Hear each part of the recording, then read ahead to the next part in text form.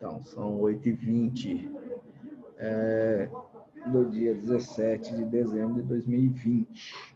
Então, por orientação da coordenação, a nossa aula terá uma duração de aproximadamente 55 minutos, 1 hora no máximo, tá? E é a nossa última aula do mês de dezembro, em razão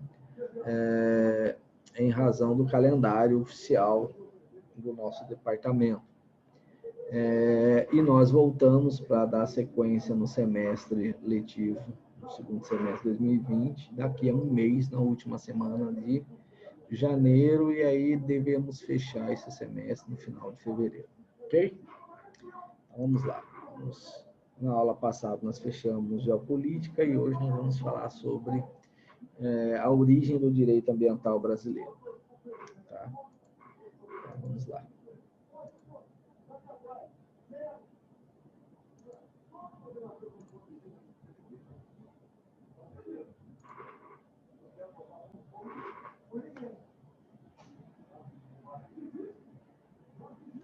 Vamos lá. Esse curso eu preparei para o curso de Tecnologia de Processamento, mas é o mesmo conteúdo e é também de nível superior. Por isso que eu estou usando, esse mesmo arquivo. Bom, nas nossas aulas passadas nós vimos basicamente isso aí, tá? Tem um errinho ali. Bom, nós vimos o conceito de direito, enquanto norma das ações humanas em sociedade, o Estado sendo composto por 4 elementos, né, que é povo, governo soberano, território e finalidades, é o conceito mais moderno lá no direito constitucional. Os fatores do Estado é fato, né, enquanto aquele momento de um determinado povo, então esse fato se refere ao momento do povo, como se autoconstitui juridicamente. Então, o fato está se referindo a um fato jurídico. Os valores desse povo como tradição, e aí esse fato e esses valores dão origem à norma que vai regular toda a vida em sociedade. Ok? Então, esses são fatores do Estado. Tá? E aí nós vimos também a importância da defesa das tradições, ou seja, dos valores de um povo. Porque quando você destrói os valores de um determinado Estado, consequentemente, como resultado disso, vai surgir um novo fato gerador, um novo fato jurídico, que vai aparecer uma nova nação. Tá? Então, e é assim que as nações foram mudando na sua história. Tá? Algumas permaneceram até hoje e outras simplesmente desapareceram da história. Porque em algum momento os seus valores foram suprimidos e a partir daí aquela identidade de povo, de nação, perdeu. Tá? Então, quando você fala em geopolítica, necessariamente você tem que atentar a esses elementos de Estado, até para você desenvolver ações de defesa, né, dos interesses do Estado. Defesa seja no nível diplomático, seja no nível do mercado internacional, da economia internacional e também das suas relações internacionais com outras nações e povos. Tá? Conceito de geopolítica e geoestratégia, nós vimos também a posição do território e os seus recursos naturais, ele vai definir o destino de um determinado povo, de um determinado estado. Então, aonde ele está no globo define muito da sua história. Tá? E aí as teorias geopolíticas de Mackinder, Mahan, Haushofer e Spykman. Tá? São as teorias mais modernas. Quem faz geografia ou quem se especializa em geopolítica necessariamente tem que estudar esses 4 teóricos, tá? E aí nós vimos a mudança da hegemonia de poder no mundo na linha do tempo, durante milênios, a hegemonia de poder no planeta estava na Eurásia, e após a Segunda Guerra Mundial, pela primeira vez, saiu da Eurásia e migrou para a América do Norte. Tá? Vimos também a questão da ética kantiana, o realismo maquiavélico. A ética kantiana vai sempre falar que o Estado não precisa se impor, porque as pessoas são boas, então basta que o Estado traga a felicidade plena para todo o tecido social, que nunca vai acontecer nenhum tipo de revolta ou alguma coisa que tenta romper esse tecido social. Já o realismo do Maquiavel, ele fala, não, o Estado tem que ser muito forte, porque senão vai ter convulsão social, vai ter guerra civil. Então ele tem que se impor e botar a sua força de governo soberano goela abaixo no povo, senão ele não vai ficar quieto e aceitar as decisões de governo. Tá? E aí a gente chega a uma conclusão que, na verdade, o discurso dos governantes sempre será kantiano, nós vamos fazer isso que é para o seu bem, mas as suas ações serão sempre maquiavélicas, de imposição de uma pena da força do Estado sobre as pessoas.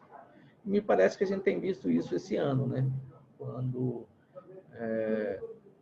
foi, por exemplo, hoje decidiu-se por 6-5, né? Não foi uma decisão bem equilibrada do STF, dizendo que a vacina ela é obrigatória, né? E aí os votos você entende e fala assim, não, mas é para o bem de todos, né? Vai ser muito bom que você tome a vacina, agora se você não tomar, você vai ser punido. Então, quer dizer, o discurso é kantiano, a ação é maquiavélica. Tá? A questão da globalização, né? E do globalismo são duas coisas diferentes. Né? Globalização é um método de mercado internacional, onde você consegue produzir um bem de consumo em um determinado local do planeta e distribuir e vender para o mundo inteiro. Isso aí é possível hoje por conta da tecnologia e da infraestrutura de logística que hoje existe.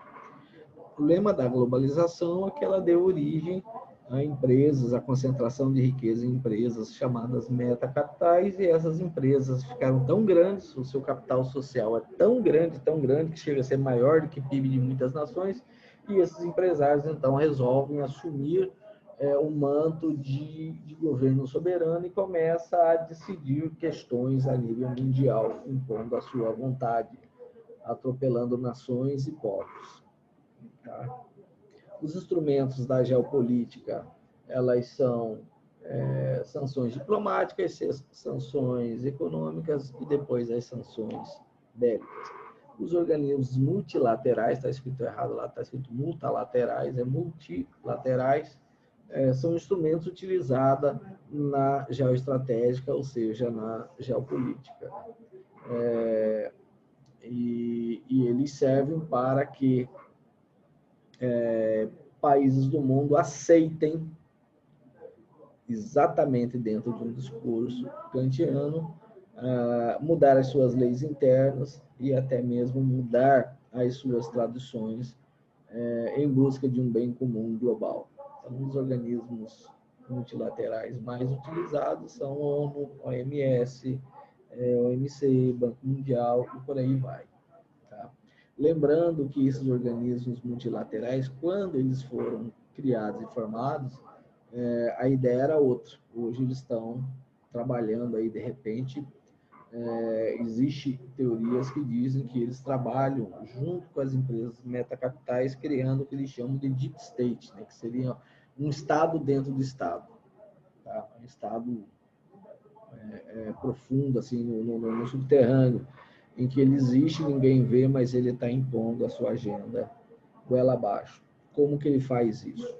Ele financia campanhas políticas, elege políticos nos mais variados países, financiam através de ONGs, de ONGs, e esses políticos se comprometem por ter sido financiado com as agendas dessas empresas metacapitais. Tá? Bom, o Clube de Roma. O Clube de Roma ele foi fundado em 1968 pelo industrial italiano Aurelio Pesei, salvo engano, ele era dono da Fiat, era o CEO da Fiat, e um cientista escocês chamado Alexander King. Tá? Qual que é a ideia do Clube de Roma? Foi uma tentativa, naquela época, em 1968, veja que estava em plena Guerra Fria, o mundo estava polarizado entre os Estados Unidos e a União Soviética, pós-Segunda Guerra Mundial, que terminou em 1945. E aí a Europa queria retomar, a ideia dos europeus era retomar o controle da hegemonia de poder, que pela primeira vez saiu da Europa e ficou na Europa Oriental, que é a União Soviética, e nos Estados Unidos da América. Tá? Quando eu falo Europa, retomar, é Europa Ocidental, aquilo que a gente enxerga da Europa, que começa em Portugal e vai até mais ou menos ali na Bélgica, Suíça, passando por Espanha, subindo até o Reino Unido, França, Alemanha, essa turma aí, que é chamada Europa Ocidental. Tá? E aí o que eles fazem? Eles sabiam que eles não tinham condições de partir para uma questão bélica, e tampouco eles tinham força suficiente para superar os governos que existiam ali em todos os países, inclusive ali na Europa Ocidental. Então, eles entenderam que eles poderiam usar como um instrumento de geopolítica a ciência, porque a ciência seria mais fácil de ser aceito por toda a população do planeta.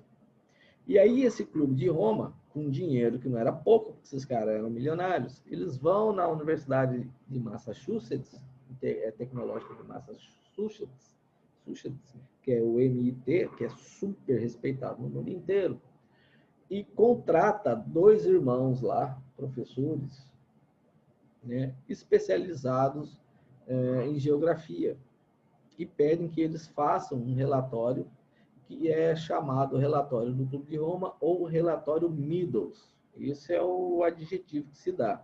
Mas o nome mesmo desse relatório se chama Os Limites do Crescimento. Tá? E os 2 irmãos que foram contratados se chamam Dennis e Dana Meadows. Então, esse contrato, por isso que esse relatório também chama, esse estudo chama também relatório Meadows. Tá? E esses caras, o que eles vão fazer? Eles vão fazer uma simulação no computador, isso em 1972, tá? 4 anos depois da criação do Clube de Roma. Eles vão fazer uma simulação no computador imaginando o seguinte: a população dobrando a cada década, né? E, consequentemente, aumentando, na verdade, a população aumentando e o consumo de alimentos do mundo dobrando a cada década, numa velocidade PG razão 2, que é uma progressão geométrica, e, consequentemente, a capacidade do planeta de produzir alimentos, né, e energia para suprir esse crescimento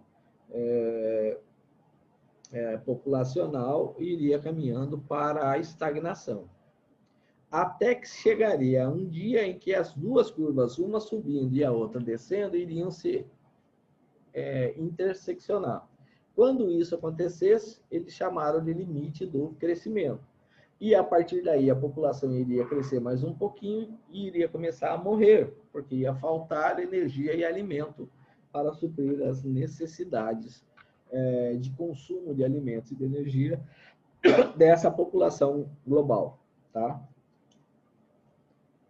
Então, 2 professores doutores do MIT, falando em computador e mostrando o computador fazendo os cálculos, isso deu uma credibilidade absurda, porque naquela época, computador era uma coisa assim, fora o Pentágono, era uma ou outra universidade que tinha e era tido assim como um bem praticamente inatingível. Era para muito caro e dava uma credibilidade muito grande, porque conseguia fazer cálculos sem errar muito rápido. Hoje todo mundo tem um computador em casa, mas naquela época era algo excepcional. Tá? Bom, e aí esse relatório foi traduzido para 30 idiomas, foram mais de 30 milhões de cópias distribuídas pelo mundo. Consequentemente, no mesmo ano, a ONU vai chamar a primeira reunião em Estocolmo para discutir a questão da escassez dos recursos naturais. Tá? Então, aqui nós vamos... Isso tudo aqui, ó, gente, está lá. Você entra no site, lá, esse é a logomarca do Clube de Roma, você pode entrar lá e está lá. Ele funciona até hoje. Tá? Então, aqui, ó, nós vamos ter... aí, com o tempo, foram aumentando o número de seus membros, né? E aqui, ó, no Brasil, ó, o primeiro que entra é esse professor Heitor Gurgulino de Souza, tá? Mas vai ter mais brasileiros aí. Se vocês entrarem aqui, ó, aqui embaixo tem o link para você chegar lá no Clube de Roma. Mas se você colocar The Club of Rome, você vai entrar no site deles aí, atualizado em dezembro de 2020. Olha aqui, ó. Fernando Henrique Cardoso, Hélio Jaguaribe, Cândido Mendes de Almeida. Então, foram aos poucos, eles foram aí, ó, Henrique Iglesias, tá? Que é aquele cantor famoso que todo mundo pensa que ele é espanhol, na verdade ele é do Uruguai, tá? E eles foram pegando, aí Mikhail Gorbachev foi presidente da Rússia, tá? O Fernando Henrique Cardoso foi presidente do Brasil. Então, eles foram pegando pessoas, não foram qualquer um, não. Não pensa que o seu dito ali que vende cachorro-quente foi chamado, não. Eles tinham que pegar pessoas, o rei Dom Juan de Carlos I da Espanha, que agora, recentemente, passou o trono para o filho dele, a rainha Beatriz dos Países Baixos.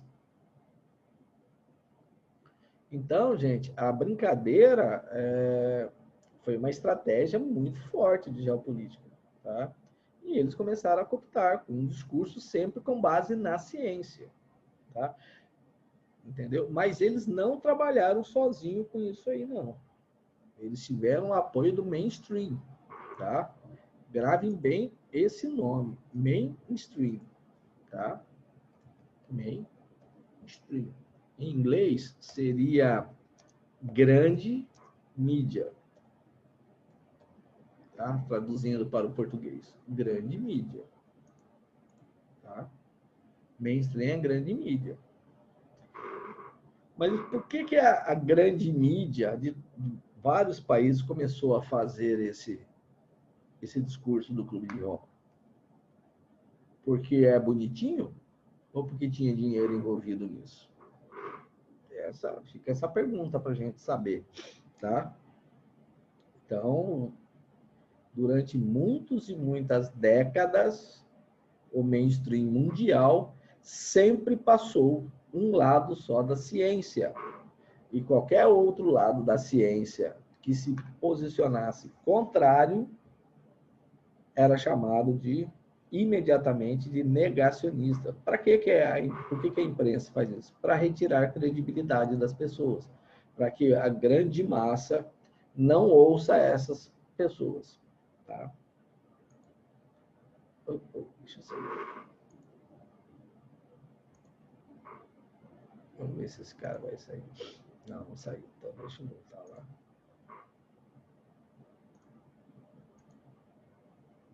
Pronto, agora eu tirei. Então, aqui, ó, aqui é a base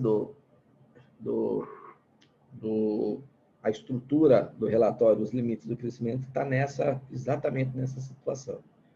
Tá? Isso aí vai estar na página 25 do relatório dele, de 1972. Isso traduzido do inglês para o português. Então, ele diz assim, isso aqui é aspas. Diz uma velha lenda persa que o inteligente cortesão deu um presente ao rei, um tabuleiro de xadrez, e pediu ao monarca que, em retribuição, lhe desse 1 grão de arroz para o primeiro quadrado do tabuleiro, 2 para o segundo, 4 para o terceiro e assim por diante. Concordou prontamente o rei, talvez porque ele não conhecesse de progressão geométrica, razão 2, e ordenou que trouxessem arroz de seus celeiros. O quarto quadrado do tabuleiro exigiu 8 grãos, o 10º 512. O 15º, 1.384. O 21º deu ao cortesão mais de 1 milhão de grãos de arroz. Lá pelo 40º, são 64. Lá pelo 40º quadrado, 1 trilhão de grãos teve que ser trazido dos celeiros. Todo o suprimento de arroz do rei já se esgotara muito antes de ter sido atingido o 64º quadrado. E aí ele fala, o crescimento exponencial é enganador, porque induz números incríveis com muita rapidez. Nós vamos ver um vídeo do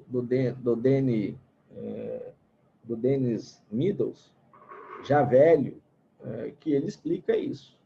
Tá? Então, em razão dessa ideia aqui, eles propuseram a famosa equação da escassez, que dizendo o seguinte, se a necessidade humana é crescente, porque a população cresce, e os recursos naturais são limitados, tudo tende à escassez, ou seja, a acabar. Tá? Esse é o vídeo que eu falei para vocês. In the 70s, in the United States, we did clean up quite a few lakes, and we did reduce the air pollution in quite a few cities. But there was essentially no progress on the global problems. Things like climate change, depletion of the marine fisheries, the ocean fisheries, population growth, and so forth. There has always been the notion that we will be able to sustain our current trajectory in living standards and material consumption. And moreover, that all the poor people in the world are going to be able to catch up with us. The entire discipline of economics, macroeconomics, is based on the assumption that output is going to continue to grow, living standards are going to continue to grow, and so forth. The economy can't keep growing forever. The idea that somehow the gross domestic product of the United States should double in the next 50 or 100 years or something is just nutty. Economists have clearly shown that once you have your basic needs fulfilled, that further economic growth and consumption doesn't supply any more satisfaction. Americans aren't any happier today or more satisfied than they were in 1950, despite the growth we've had in our economy. Most of us don't have an experience of growth the way it's impacting on the planet, because you get up every morning and look around and it seems to be pretty much the same as it was yesterday.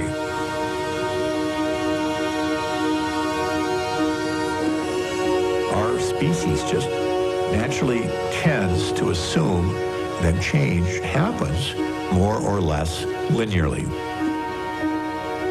1, 2, 3, 4, 5, 6, like that.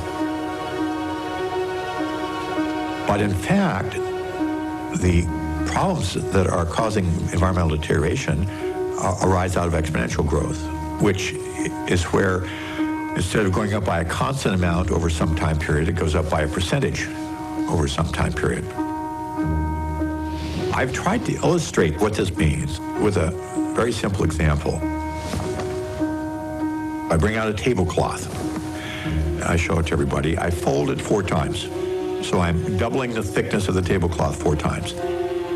And I let everybody see it, and I say, suppose that that is ½ inch thick. Not much.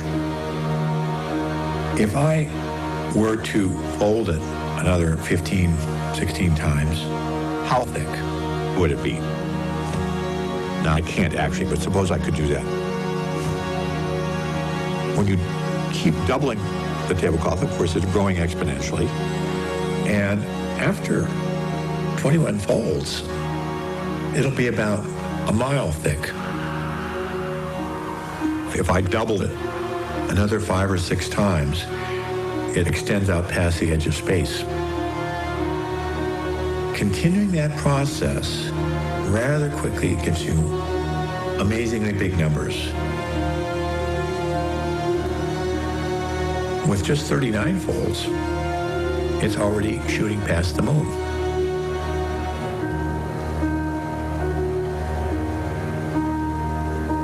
That's how quickly you get to very large numbers when a process grows exponentially. Our book, Limits to Growth, was the first concrete effort using a computer to look at trends that unfold over decades, even a century. We were trying to understand long-term physical demands on the planet. And in the 70s, we were thinking that probably in the period 2010 to 2030 was when the planet would start to encounter limits. And that when you hit the limits, the tendency is to overshoot them and collapse, not to even out in a nice, orderly fashion. The book was officially released in March of 1972, and the inaugural event was a press conference in Washington, D.C. Pleased to have this opportunity. The book was rather quickly translated into 35 languages and sold millions. It was a phenomenon. Here is what Dr. Meadows' computer shows. Since the year 1900, the Earth's resources, there at the top of the chart, have been steadily used up as population, food consumption, and production of goods have soared. Ahead of us, sometime after the year 2000, this computer study foresees calamity. Resources drop more steeply, and food and production follow suit. Population continues to expand for perhaps one more generation, then collapses calamitously as deprivation takes hold.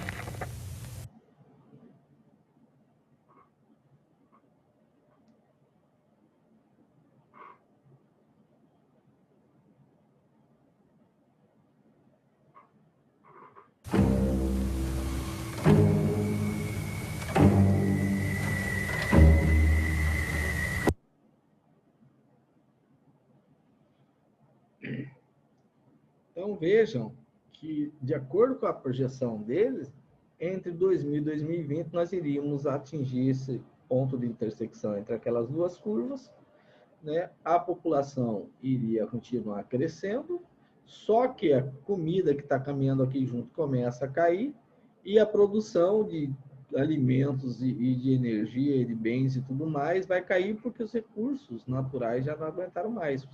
O recurso aqui, sim, você compreenda tudo, alimentos, bens, roupa, tudo que se usa, tá? Ok? Então, você chega em 1972 e faz um negócio desse, você leva todo mundo para o desespero. E todo mundo vai aceitar o que você falar para o teu bem. Tá? Dá para negar que a população mundial está crescendo? Não, nós não podemos negar, porque isso realmente está acontecendo. E está um movimento assim, muito acelerado. Tá? Há 6 anos atrás, esse dado eu tenho, não aqui nesse arquivo, num outro arquivo de palestras que eu dou. Há 6 anos atrás, dados que eu pego na ONU. Semanalmente nasciam 1.400.000 pessoas e morriam 400.000 pessoas, toda semana. Isso há uns 6 anos atrás. Então, eu tinha um acréscimo populacional de 1 milhão de pessoas toda semana no planeta. Hoje, esse número mudou. Hoje é 1.700.000 e morrem 400. Tá? Porque a vida ficou mais longeva, e apareceram remédios mais eficazes. Então, eu tenho um acréscimo populacional semanal no planeta de 1.300.000 pessoas, dados agora da ONU. Esse ano, talvez, esse número de mortes aumente um pouquinho, mas é muito pouca coisa, tá, gente? Se você entrar no painel da transparência do Ministério da Saúde e comparar as mortes havidas em 2020 com as de 2019 com a de 2018, os números são muito parecidos. 2020, até semana passada, estava 13.000 mortes a mais só. Tá? E muita gente está morrendo de infarto, de derrame, porque está com medo de ir em hospital procurar médico. Tá? E tem muita gente que morre com o vírus, com o Covid, mas não morre de Covid. E aí estão contabilizando que morreu de Covid. De Covid é uma coisa, com Covid é outra. Então, não é negar os dados científicos, é como os dados científicos têm sido manipulados para interesses externos. Esse é um problema e é uma avaliação que nós que estamos fazendo um curso superior temos que ter uma visão crítica. Ok? Então, tá aqui, ó. Nesse mesmo período que eles falaram que os alimentos iam cair, que a produção ia cair, olha o que aconteceu aqui, ó. A produção de alimentos, pelo menos aqui no Brasil, mais do que triplicou. A produtividade foi lá em cima. E a área produzida nesse período aumentou mais ou menos o que 50% da área, tá? Sendo que para a agricultura da área total do Brasil não chega a 9% da área. Então você imagina se a gente expandir a produção agrícola do Brasil. Então a área dobrou, mas saiu de 4% do território nacional para 8%. 4 é alguma coisa, 8 é alguma coisa. E a produção, que inicialmente era pequenininha, poucas sacas de arroz, soja, milho e trigo, né? Saiu de 20 sacas, hoje está em 70 sacas por hectare. Tá? Então, veja que os números e o tempo, eles contrariam esse relatório micro, mas até hoje ninguém deixa ele lá intocado, continua a agenda. Ai, desculpa, pessoal. A garganta está meio complicada. Bom, quais são os temas dominantes propostos pelo Clube de Roma? E óbvio que não é mais só o Clube de Roma, tem um tal de Clube Bilderberg, que ele é complicadíssimo, as informações que você tem dele, composto por mega milionários, tá? Existe a teoria da conspiração lá, é cabulosa, não vou nem falar aqui nessa sala, tá? Mas fica aí a dica, quem é curioso, que quer pesquisar, pesquisa, chama Clube Bilderberg, tá? É esse clube aí, ó. Ele existe, tem sede, você vai ver os membros, né? Hoje no Google você consegue traduzir com facilidade. Não é fácil de você achar hoje esses temas no Google, eles estão censurando muita coisa, estão tirando muita coisa do ar. Tá? Eu fui procurar ontem, eu instalei o Google no meu celular, porque eu queria pegar uma reportagem de um jornal que é só na internet, chamado The Epoch Times. Eu queria ver o resultado de uma perícia que teve lá num daqueles estados, aquela confusão que está tendo na eleição lá, porque você não vê na imprensa, na mainstream, você não vê nada do que está acontecendo lá. Então, você tem que estar buscando nesses veículos que são independentes. Para eu conseguir botar The Epoch Times no Google, eu colocava, ele me jogava para outro site, sempre desacreditando o veículo. Tá? Eu levei assim mais de meia hora para conseguir colocar www.theepochtimes.com. Ele me direcionava para outro lugar. Tá? Bom, temas dominantes: aquecimento global em decorrência da ação humana, aumento do CO2, produção de alimentos para atender o crescimento populacional, né? Tende a um colapso. A escassez da água seria motivo para a Terceira Guerra Mundial, tem estudos sobre isso. Tá? Inclusive, tem um relatório da CIA de 2005 que ele levanta essa hipótese, tá? De que é possível a Terceira Guerra Mundial explodir, né? Eles não falam a Terceira Guerra Mundial, eles falam de um conflito armado de proporções globais. Pode ser a terceira ou pode ser a quarta. Tá? Pode ser que aconteça uma antes dessa aí, por questão de escassez de água. Ok? Necessidade de incremento na produção de energia para atender a demanda mundial. Então, eu sei que são 4 temas e vocês vejam que sempre vai estar envolvido uma parte da ciência. Por quê? Porque eu preciso ter o discurso kantiano para eu impor a minha hegemonia de poder, o meu controle mundial. Tá? Aí você fala assim, mas professor, eles só buscam poder? Lógico que não, é que com o exercício do poder eles atingem as riquezas. Eles estão atrás dele dinheiro. Não é outra coisa, não. Não tem nada de nobre nessa história. Tá? Só o Juruna que corre atrás do poder. O resto que é tudo dinheiro. Bom, solução proposta é o tal do famoso desenvolvimento sustentável. Isso aí é a agenda lá do Clube de Roma. Tá? E que foi encampado pela ONU. Os países, especialmente do hemisfério sul, por quê? Porque, historicamente, o desenvolvimento econômico mundial, né, na história da humanidade, se deu no hemisfério norte, que a concentração da população estava ali. Tá?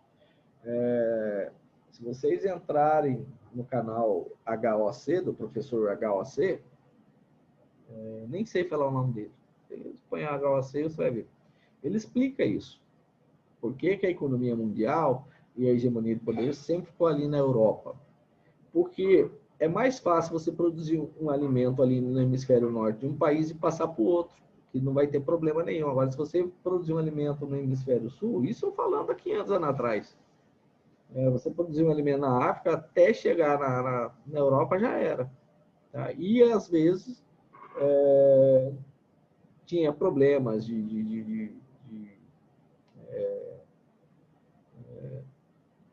a estação do ano, umidade, e tinha vários problemas. Então, era muito mais fácil você produzir alimento e bens de consumo ali na Europa do que fazer um trade entre Europa e África. Por isso que o hemisfério sul foi ficando pobre.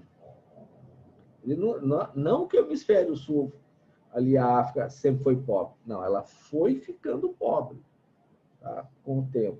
E como eles foram destruindo a parte da tradição dos povos africanos, eles acabaram ficando mesmo em um sistema de clãs, de tribos, e ficaram muito mais fáceis de serem dominados.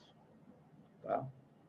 Então, por isso que você tem que tomar muito cuidado com as tradições.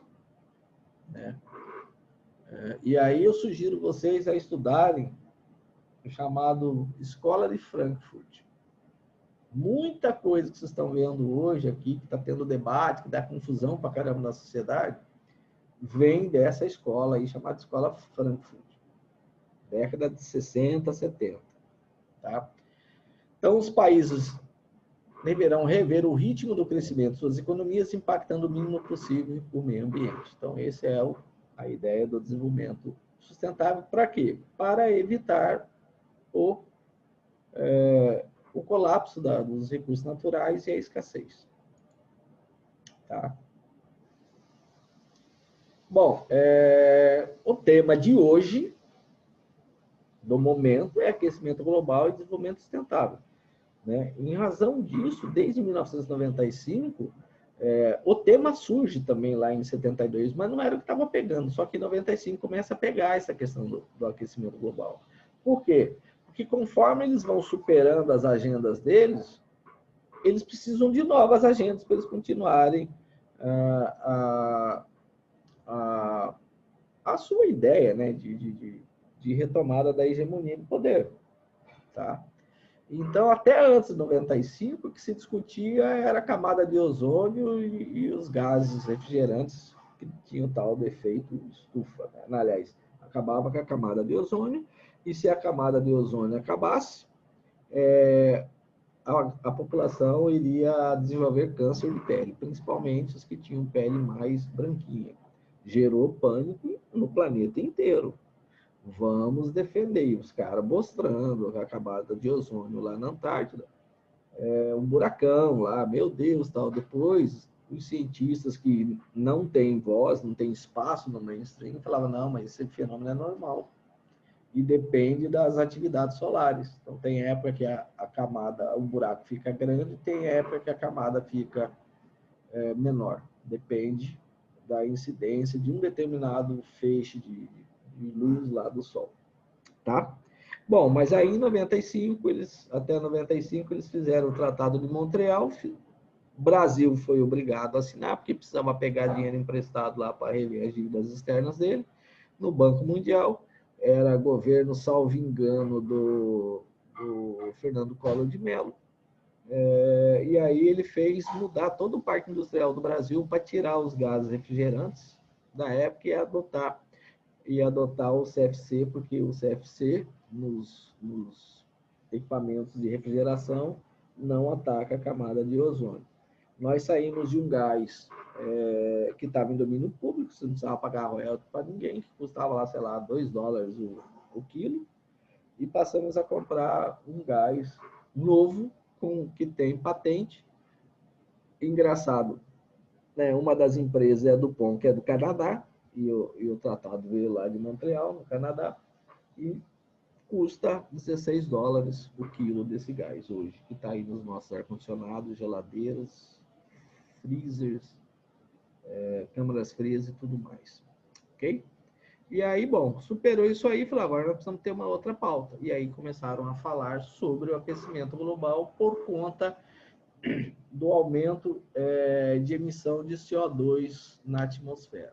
E aí a ONU cria as COPs, tá? E começa aí, ele lança 26 princípios, tá? Em 72, isso aí vai... Nesses 26 princípios vai ter lá a sementinha dessa questão do aquecimento global, que é por conta da ação humana. Em 97 vem a Conferência de Kyoto, no Japão, e aí foi realizada a COP3. Eles vão, toda vez que eles fazem uma reunião, eles repetem COP e vai aumentando o número, tá? Bom, no protocolo de Kyoto dizia assim, olha, União Europeia e Estados Unidos, na verdade eles propõem que todos os países reduzam em 5,2 a emissão de CO2 na atmosfera. Os Estados Unidos falou, não, eu não vou bancar essa história não, porque se eu fizer isso eu tenho que desligar o meu parque industrial, né? E eu tenho que tirar carro da população. Eu quebro a economia, eu vou gerar desemprego e pobreza no meu país. Não vou fazer isso. E eu não tenho certeza de que isso realmente, eu fazendo isso, vai resolver o problema do aquecimento global. A Rússia caminha no mesmo sentido. Brasil assina, adere ao protocolo, como disse sempre. E alguns países da Europa entram e depois saem. Quando eles veem a fria que eles entraram, eles rompem o tratado.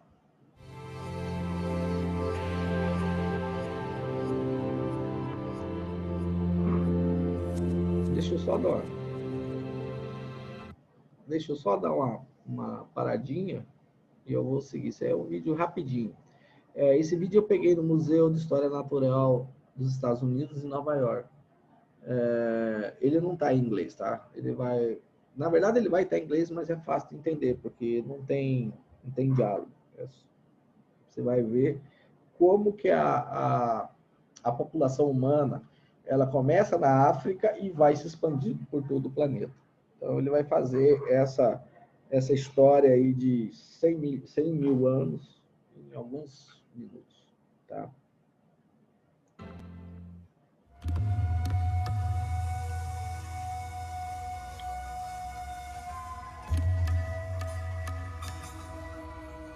Corrigindo, naquela primeira parte, foi 200 mil anos atrás, tá?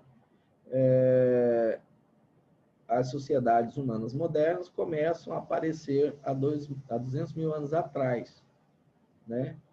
Aí, há mais ou menos 100 mil anos atrás, essa sociedade humana que está aqui começa a migrar. Então, eles saem daqui da África, já vai entrar aqui no Oriente Médio.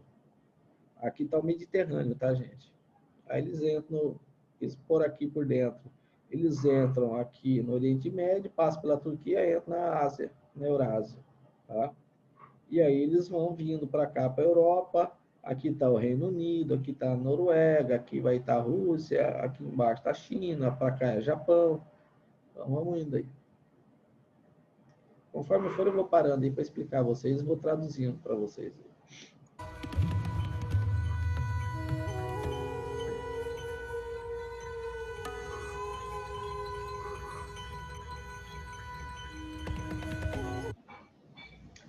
Outra coisa, assim, ele vai ter eles vão adotar um simbolismo que cada pontinho que aparecer é 1 milhão de pessoas, tá?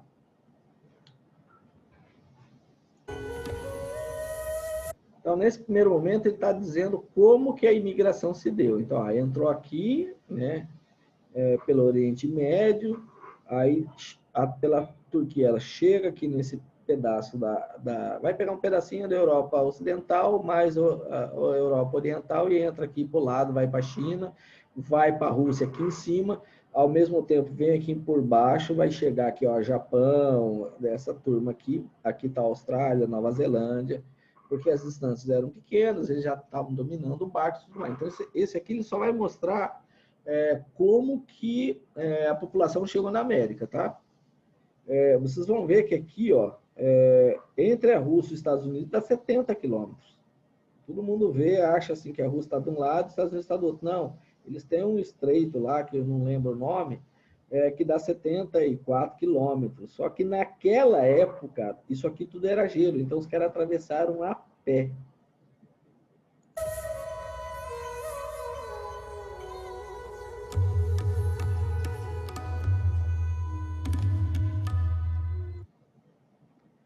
Deixa eu voltar lá. Não sei por que ele saiu.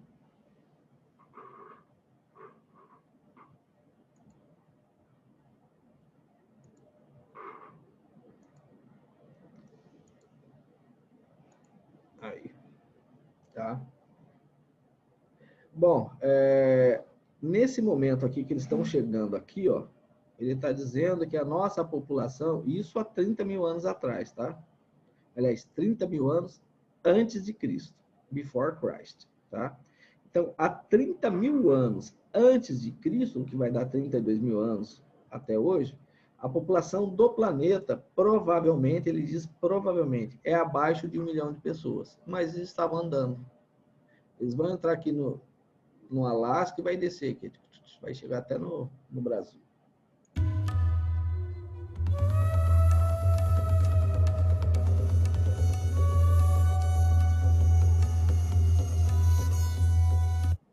Ó, há 10 mil anos antes de Cristo, aparecem os fármacos, tá? Aliás, minto, aparecem as fazendas. Tá? Então, as pessoas vão ficando e vão montando os seus locais para a produção de alimentos. E eles vão se estabelecendo. Tá? E aí o crescimento começa a aumentar. Tá? Aproximadamente no ano 1 depois de Cristo, a população do planeta era de mais ou menos 170 milhões de pessoas. Tá? Então, você veja que nós percorremos aqui, ó, de 100 mil antes de Cristo, vinha aqui quase 1 milhão, quando chegou aquela, pum, pulou para 170 milhões de pessoas no planeta inteiro, porque as pessoas estavam fixadas produzindo alimento e não saía mais do local. Alguns continuaram migrando, outros foram ficando.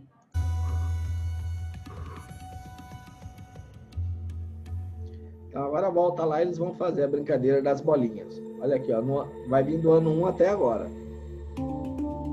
Ano 1 depois de Cristo, tá?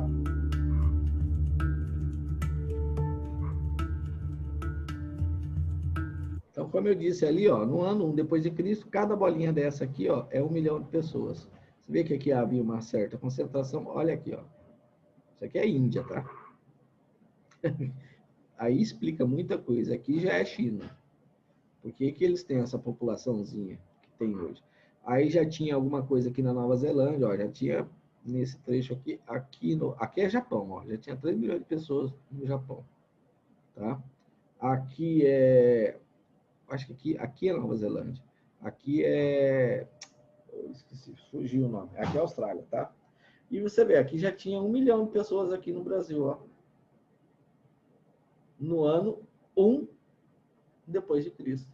Aqui provavelmente vai ser no Peru, lá com os incas, tá? Também tinha 1 milhão de pessoas. Aqui no México, com os astecas, aqui nesse trechinho vão ser os maias, e aqui são os índios lá do oeste americano. Por isso que quando os europeus chegam aqui, quando eles vão vindo para o oeste para chegar no Pacífico, eles começam a ter problema com o índio. Tá?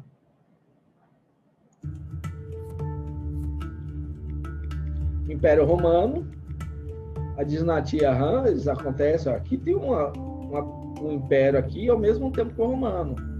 Então você vê que a gente estudou o Império Romano, mas ó, na mesma época tinha esse império aqui, que era o Han, aqui lá na China. Tá? E a população da Índia crescendo.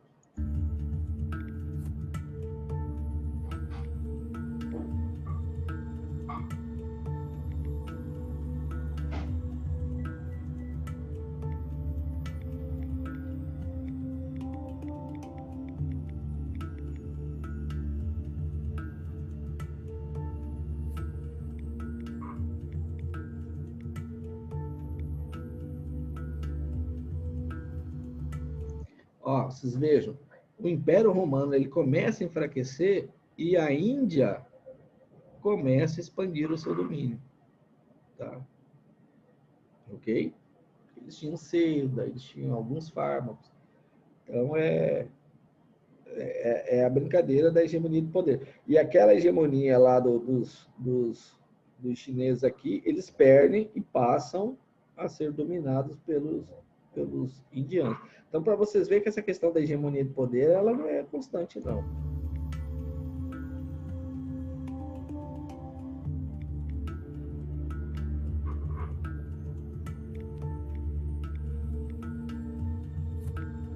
Ó, aqui, ó, nós já estamos no ano 500 depois de Cristo. Olha aqui, ó, já não existe mais Império Romano, já era. Eles foram superados. Tá? E aqui começa a civilização aqui, segundo eles, dos maias. Vai estar aqui vai chegar até na floresta amazônica, tá? Esse é o pico da civilização maia. Eu estava conversando outro dia com um professor, doutor da universidade, e ele falou: Alessandro, você notou que nunca acharam nenhum esqueleto da civilização maia? Acharam todas as construções, mas os maias não acharam ninguém. Eles simplesmente desapareceram. Você não acha nada, né? E ele fala, cara, esses caras foram para o céu ou foram abduzidos, porque nada explica. A ciência não consegue explicar.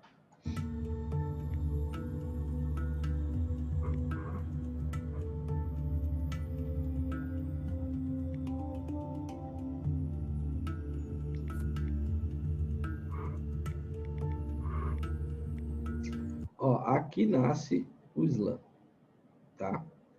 Mais ou menos no ano 600 depois de Cristo. Ok? Então, vocês vejam que 2000 anos antes de Cristo é que começa o que a gente entende hoje sobre o judaísmo, que começa lá com Abraão, tá?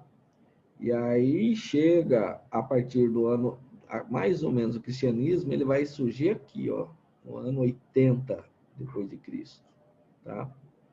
E aí vem as duas religiões, nessa parte aqui do Oriente Médio, mesmo tendo influência geopolítica da Índia, dos produtos, das especiarias da Índia, tá? Porque a Índia, ela tinha uma hegemonia de poder econômica, não militar, tá? Então, aqui no ano, próximo do ano 600, até um pouquinho depois do ano 600, que surge o islamismo, né? Mas o conflito, o conflito vem da época de Moisés, tá? Entre eles. Disputa de terra, tá, gente? Não tem nada de nobre nesse trem aí. Na verdade, o que tem de nobre é o seguinte: a propriedade é minha, você invadiu a minha propriedade, é aqui que eu tinha a minha família, tá? E a discussão vai longe, e nós que somos gentios, é melhor não entrar nela.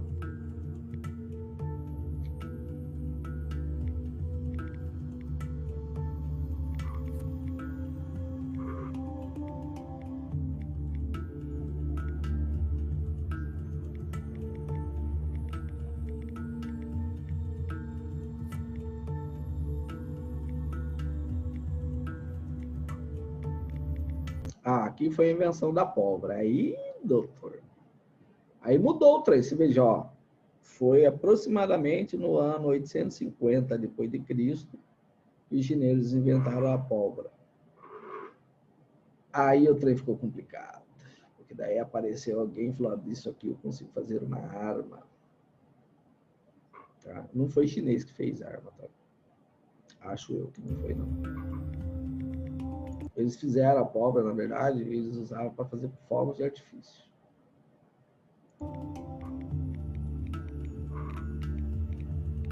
Mas você vê aqui, ó, eu já estou com 248 milhões de pessoas no planeta. Tá? Por volta, próximo do ano 1000. Ó. Aí, ano 1000. 255 milhões de pessoas. Eu saí de 170, né? Não, 1 milhão aproximadamente no ano 1. E 1000 anos depois, eu estou com 255 milhões. Olha só, de 1 para 255 milhões. Você vai ver na hora que chegar aqui, ó, a brincadeira. Mais 1000, mais 1000 anos no milênio seguinte.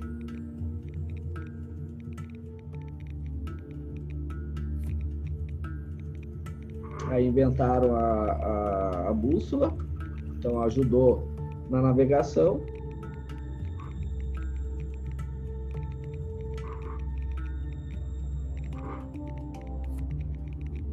Aí começa o Império Mongol, de novo, disputa de poder. Olha o tanto que ele entra, tá? Ele começa a pressionar a Índia, vai chegando no Japão e vai chegando na Europa aqui.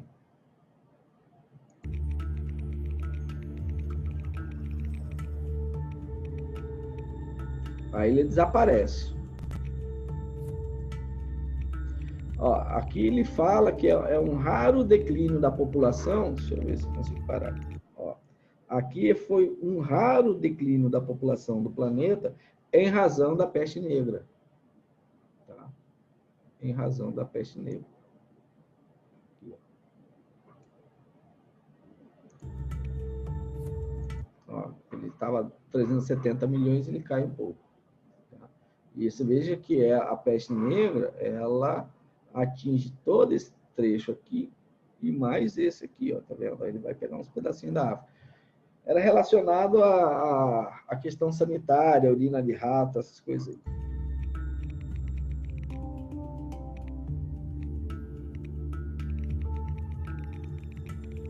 Superou a peste negra.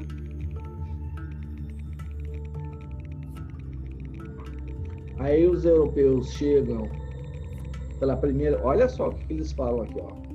Os europeus chegam pela primeira vez na América. Foi isso. Aqui, ó, foi 1000, quando? Deixa eu ver aqui. Não, foi exatamente aí, 1500, 1400 foi 8 anos antes, 1492, né? Foi quando os europeus chegam aqui. Deixa eu voltar um pouquinho. Olha lá. Os europeus chegam, descobrem os Estados Unidos e depois vão descobrir o Brasil em 1500.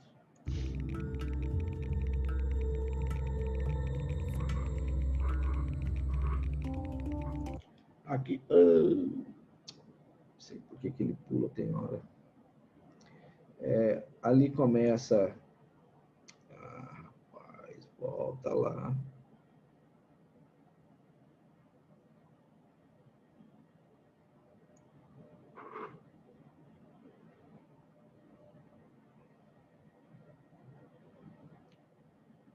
Volta aqui, passei.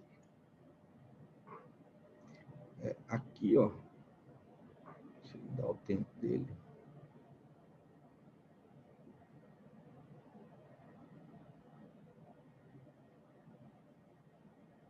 Vocês não desculpem a barbeiragem, tá, pessoal?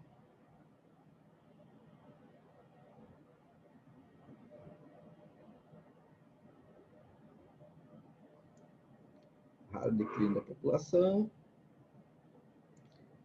Aqui, ó. Adiantei demais. Deixa ele parar que eu volto.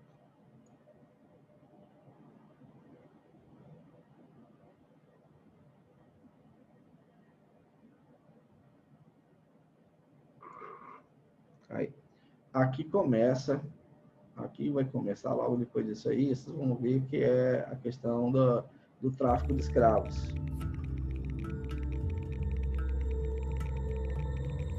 Aqui, ó. Transatlantic Slave Trade, ou seja, tráfico de escravos. Ó. Começam a pegar desses lugares e trazer para cá. Tá? A Guerra de Secessão, ela tem início com um problema eleitoral nos Estados Unidos, mas aí eram os estados do Sul, que eram democratas, que não aceitaram a eleição, pediram para romper, sair dos Estados Unidos, e até porque no Norte eles haviam já abolido a escravidão, e a economia do Sul era baseada na exploração do escravo. E aí foi a guerra, o Norte venceu o Sul, e aí libertaram os escravos de lá. Mas não resolveu o problema, o conflito entre as sociedades. Você vê que até hoje dura.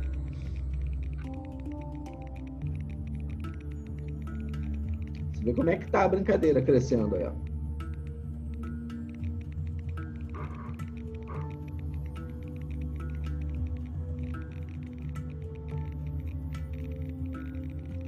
Agora acelerou, gurizada.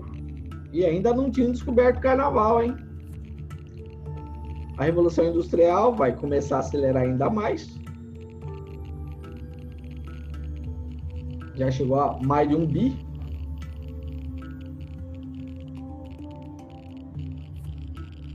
Aí as guerras mundiais, você veja que as guerras mundiais não diminuíram a população. Olha o Brasilzão lá.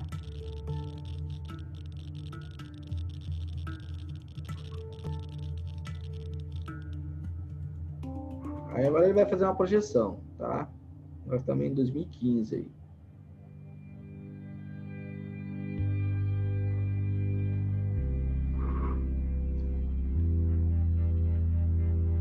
Então ele diz que se continuar o comércio e as trocas, em 2050 a população mundial será de 11 bilhões de pessoas. Aí ele fala, olha, na década de 50, uma mulher tinha em média 5 bebês. Agora, uma mulher tem 2 bebês. Tá? Então, ele sugere que tem que, no máximo, um bebê, para forçar essa linha cair. Mas é um perigo isso aqui, tá? Porque daí teria que ser no planeta inteiro. Porque só uma nação fizer isso aí, você extingue toda o elemento povo dele. Essa área vai ser ocupada por outro. Existem projeções aí que dizem que daqui a 30, 40 anos, a França não será mais composta dos franceses que a gente sempre viu. Ela será negra e muçulmana. Ela vai estar lá, mas esquece de branquinho cristão lá. Vai ser muçulmano e o bicho vai pegar lá. Ah, eu não acredito nisso, cara.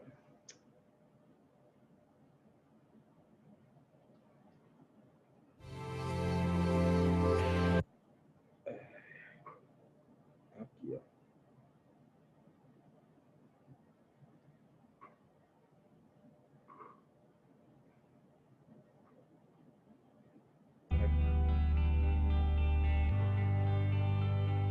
Então ele diz que tem alguns problemas aí, que ele fala assim, no hemisfério sul, principalmente na África subsaariana, que é abaixo do deserto do Saara, o índice de fertilidade lá é altíssimo. E esse crescimento populacional que está pressionando aquele povo lá, porque eles não têm alimentos lá, eles estão migrando para a Europa. É o fenômeno que nós estamos vendo.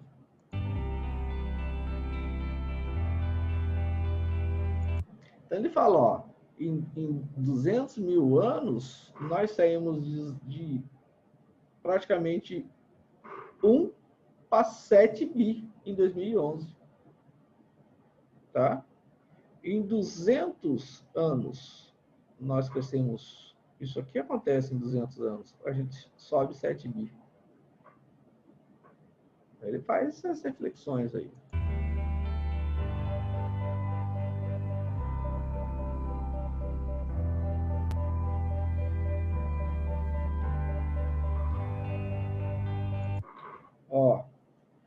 Nossa população tem crescido e isso está fazendo com que a gente use muito mais recursos da Terra.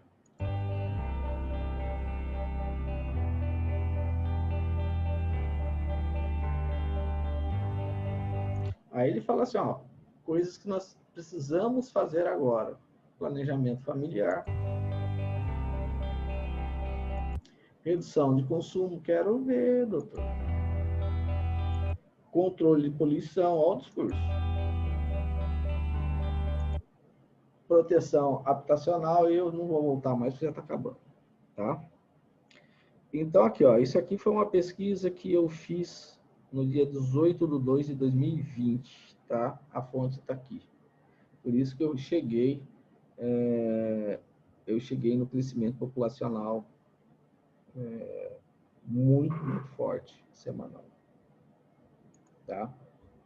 Então, nasceram nesse dia 18.555.692 pessoas. Até o dia 18, tá? Do dia 1º de janeiro de 2020 até o dia 18. Por isso que nasceram no planeta, a quantidade de pessoas que nasceu, tá? Morreram nesse mesmo período 7.790.554 pessoas. Crescimento populacional no ano, veja só, 10.766.148 em pouco mais de um mês e 19 dias. Começou, esse aqui ele calculou a partir do dia 1º de janeiro. Tá? Crescimento médio semanal, 1.538.021. É muito alto. Projeção de crescimento para todo ano, quase 80 milhões de pessoas vai nascer esse ano. Que a população vai crescer. Tá? Bom, aí vem as reflexões que a gente faz em cima desse relatório meu. Eu estou terminando a aula, tá? É possível frear o desenvolvimento econômico dos países produtores de alimento com o objetivo de reduzir os gases de efeito estufa frente à necessidade alimentar do planeta, cuja população cresce à ordem de mais de 1,5 milhão de pessoas por semana? Vocês acham que isso é possível? Brasil, você não... É impossível, né? Você vai falar assim, Brasil, você que produz aí 15% da população do planeta inteiro, acho que talvez seja até um número um pouco maior do que isso, você não vai mais poder queimar combustíveis fósseis, não vai poder mais usar diesel. Qual é o combustível que colheitadeira, trator, plantadeira e tudo mais usa? Diesel. Se você tirar o diesel, doutor, você acabou com a produção. Por que razão os Estados Unidos, Rússia e China não aderiram ao protocolo de Kyoto? Exatamente porque, cara, eu preciso alimentar o meu povo. Se eu não alimentar, vira uma guerra civil aqui dentro. Pessoas vão morrer. O relatório Mides expressa a unidade de pensamento da comunidade científica mundial. Será que todos os cientistas concordam com isso aí? Ou não? Essas são perguntas que a gente tem que fazer. Essa aqui, ó, é de janeiro de 2019. Ela é uma cientista americana e ela faz uma carta para Greta Thunberg acerca das preocupações climáticas. Isso é de janeiro de 2019. Né? A Greta fala assim, vocês estão acabando com o meu futuro por conta do aquecimento global. Então, veja a carta, está traduzida em português. Greta, I saw your presentation at COP24, and it was compelling, but I respectfully dispute your statements. A child is a miracle, Greta. A child should be able to live in joy, entranced by the wonder of the world, not in fear of the future or hatred of their elders. Big climate is a $1.5 trillion.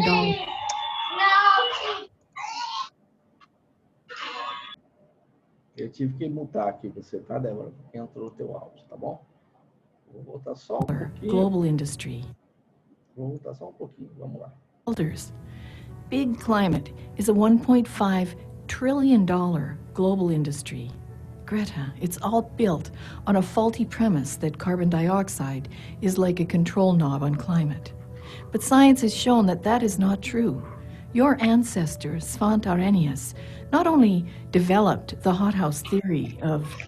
Ó, esse aqui é o cientista que em 1906 relacionou o aquecimento global com o aquecimento global. Eu tenho que botar mais gente aí, vamos ver quem que é. O aquecimento global com o dióxido de carbono. Só que ela vai falar, ó, esse cara aqui que falou isso, depois ele vai fazer novas experiências e ele vai dizer, opa, me equivoquei, eu estou errado. Só que essa parte a ONU não mostra para a população, nem o mainstream, nem a grande mídia. Então vamos lá. Esse estranho aparecer aqui.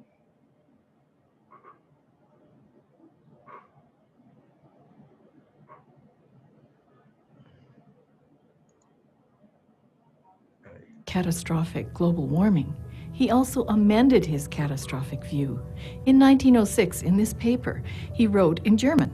He decided that warming would be perhaps around 1.5 degrees Celsius and beneficial. So when people tell you that the world only has 12 years left, they're telling you science fiction, not science fact. Those scary predictions come from computer simulations that are based on a worst-case scenario that is so far removed from reality, many scientists are angry that people are being scared and fooled in this way. But climate has become a big green business. That's who's greedy and uncaring. Big Green doesn't mind if poor people become poorer from heat or eat poverty. They just want the subsidies and the carbon credits. Let them eat carbon. You said, we adults have done nothing. That's not true. What amazing advances we've made in this world.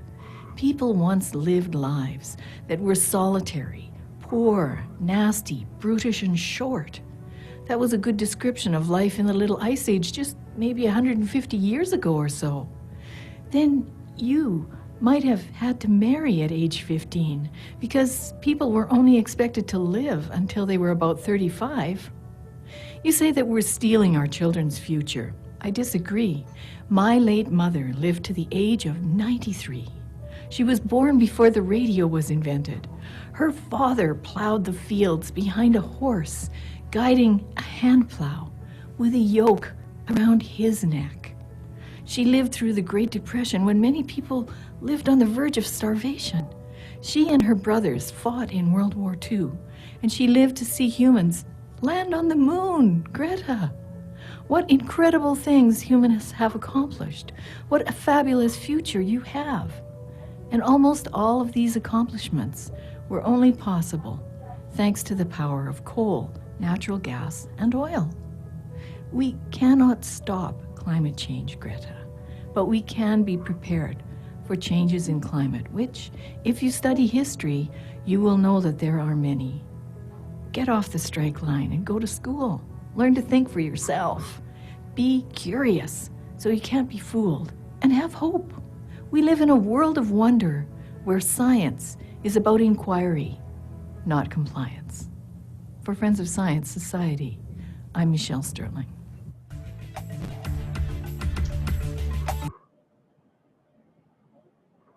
Bom, aqui a questão da taxa de natalidade. Isso aqui é no Brasil, a nossa taxa está baixando, ela não pode baixar de 1,3, senão desaparece a população. Aqui a Síria, a taxa de natalidade está em 2,92, tá? Já chegou a ser 8, quase 8 lá, tá? Aqui, antes de 70, era 6. Tá? Aqui são alguns países com taxa de natalidade que entre... Olha aqui, ó. Esse azulzinho aqui é 3,3 a 4,5. Tá? Por aqui, assim, ó, mais ou menos. Então, você vê aqui na África, ó, que essa região aqui, tá? Abaixo do deserto do Saara, 5,8 a 7. Isso tudo aqui é muçulmano, gente. Para onde que eles estão migrando quando eles estão com fome? Estão vindo para cá. Tá? Estão vindo para cá. Tá? Aqui, ó. A população de muçulmanos na Europa em 2016 era 4,9%. Tá? Olha aqui a França, 8,8% da população dele já é muçulmana. Aliás, a Alemanha, 6,1%. E esses números, eles crescem rápidos, porque com a taxa de natalidade deles nessa faixa aí de 5, 6, rapidamente eles vão tomar conta do território.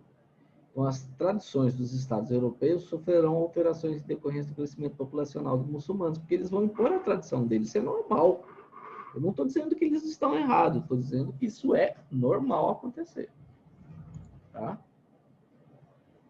Olha aqui, ó, a projeção para 2050. Tá? Isso aí tudo tem as fontes aí, tá?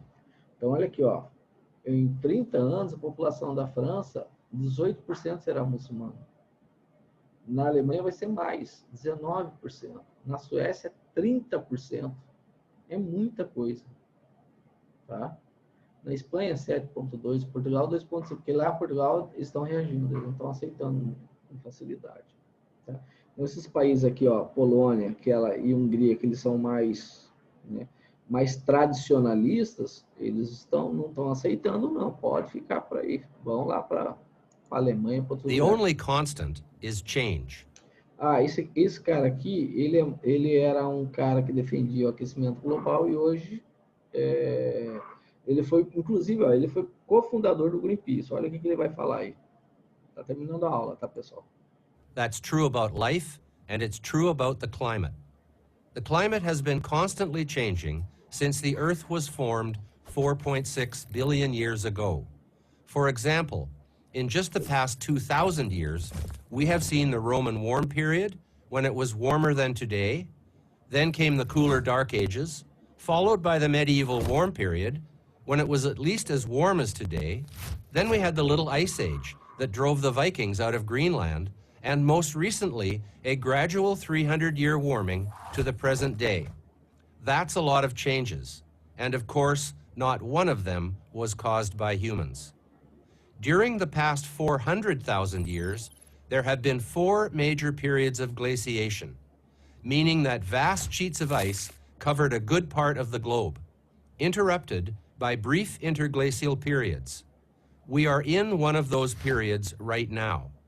This is all part of the Pleistocene Ice Age, which began in earnest 2.5 million years ago.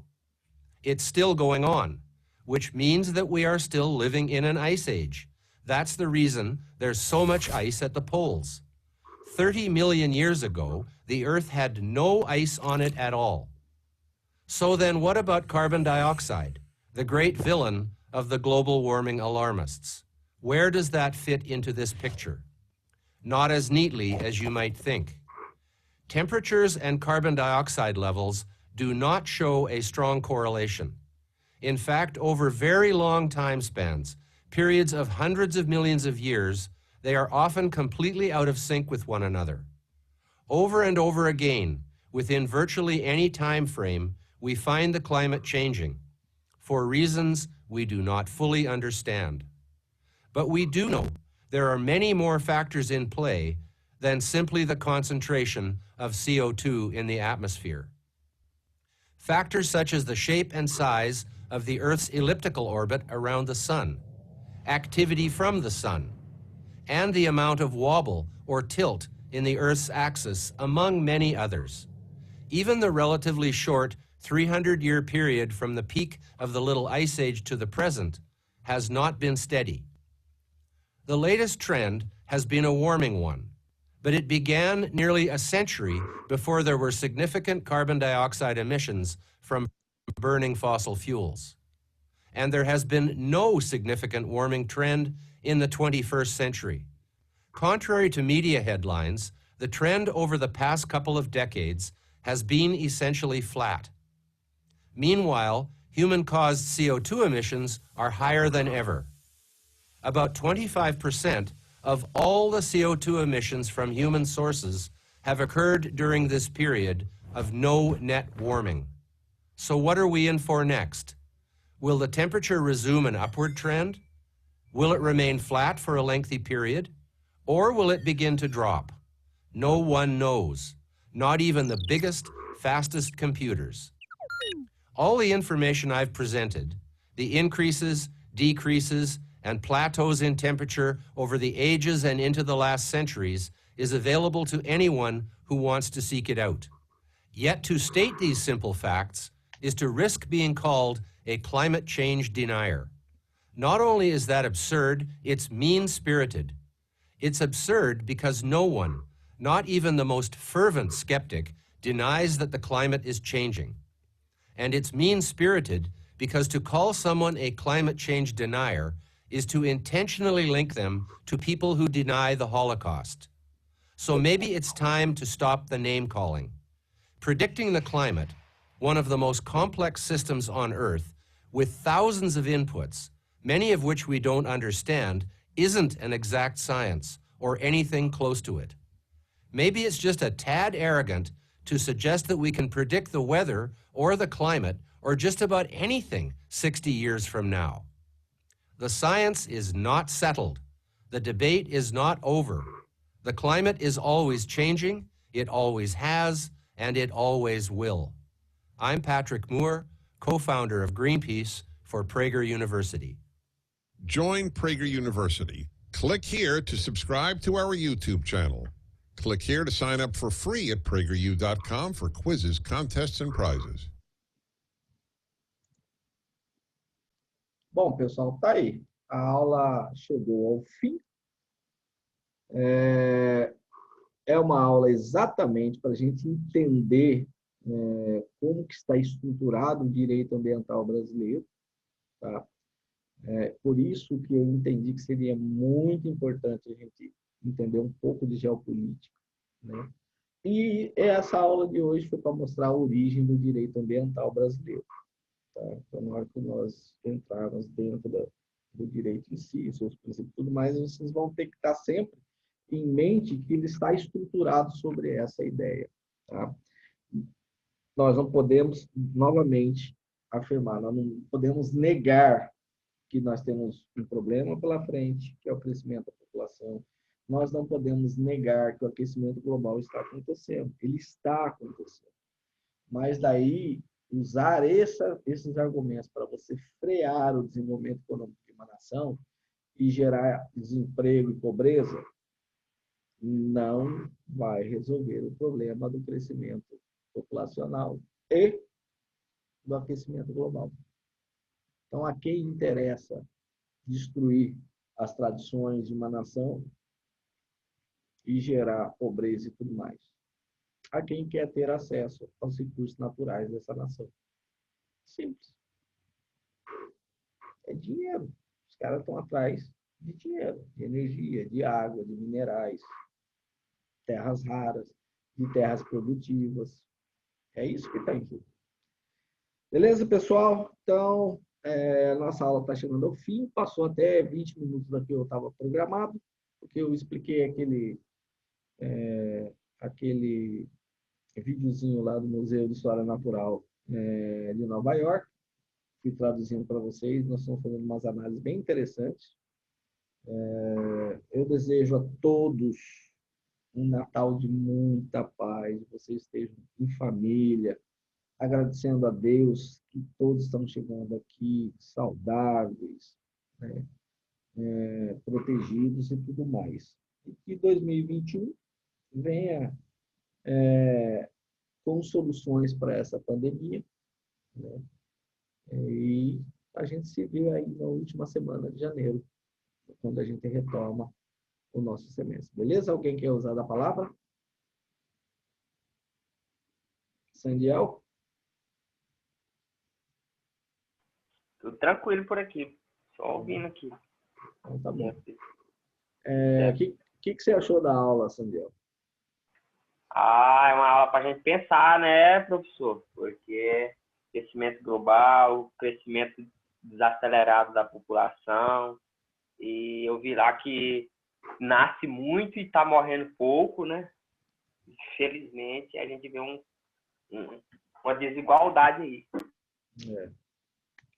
Mas é isso, tá? A economia do Brasil e de qualquer nação, ele é baseado em um tripé, tá, gente? É a parte da indústria, a parte de produção de alimentos e a parte de serviços, né? Seria a parte de comércio tal, e tudo mais. A de comércio da indústria está destruída, só falta destruírem a parte da produção de alimentos. Aí fica fácil de dominar o país, né? E o que se deve, vocês como futuros profissionais, vocês têm que estar atentos a isso, tá? Sugiro vocês a pesquisarem um pouco sobre a escola de Frankfurt. Vocês vão entender muita coisa que é falada em sala de aula aí, tem a ver com essa escola de Frankfurt, tá? E aí vocês analisam se isso é bom para vocês, se isso vai ajudá-los na sua formação profissional e no seu caráter, como você vai exercer a sua cidadania. E aí, quando eu falo cidadania, é exercer as decisões que vão impactar a sociedade como um todo, tá? Então, fica aí essa reflexão para vocês. Curso superior é isso, a gente tem que botar o cérebro para funcionar.